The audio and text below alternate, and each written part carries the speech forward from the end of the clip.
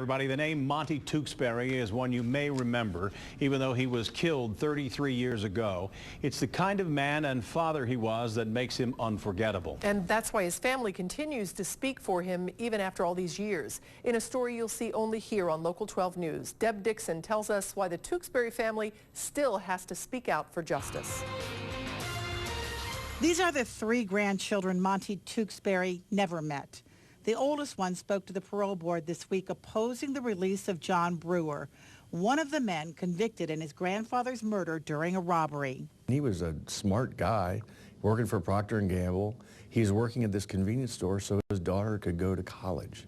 The father of three was working at the Pippin Road King Kwik April 17, 1983, when two masked robbers came in, one with a knife. John Brewer and John Byrd demanded money and Monte's wallet, watch, and wedding ring.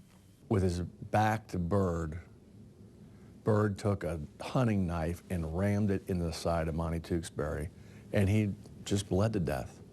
After he called his wife. Finding him on the floor, the dirty, filthy King Kwik store floor, you know, crying because they'd taken his wedding ring, telling me that, you know, he'd done everything they asked. When police found a van like the one seen leaving that King Kwik, there were three men inside. The driver, who ended up dying in prison, Brewer and Byrd.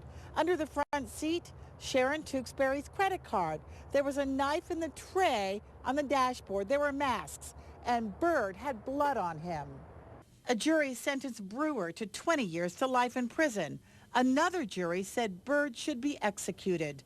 But nearly 18 years later, Byrd's attorneys said Brewer had confessed to the crime.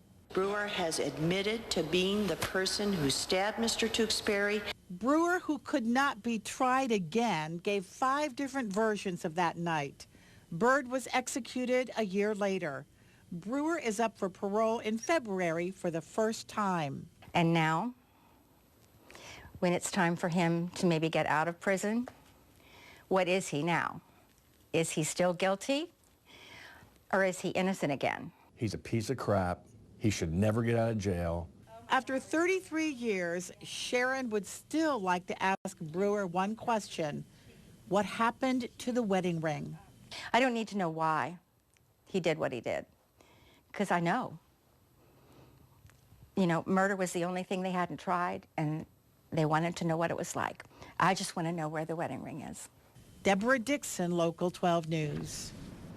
And you can send a message directly to the parole board if you'd like to do that. And you could do it through the prosecutor's Parole Watch website. There is a link on local12.com. You just click on the news section and then look for the Get It links.